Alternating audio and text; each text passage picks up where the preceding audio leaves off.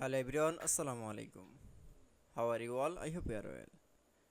Welcome back to my channel in this new video. Today's video, how to create a form in Microsoft Excel. So let's started. At first, open your Excel document file. Firstly, then you show the Excel document from the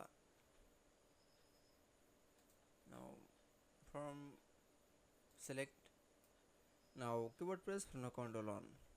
Then click for the custom option. Now remove the general from text. Now keyboard press from the direct star. Now click for OK. That's okay. Then I show the correct form in Microsoft Excel. I hope you enjoyed the video. Please like, comment, share and subscribe my channel. Thanks for watching my video.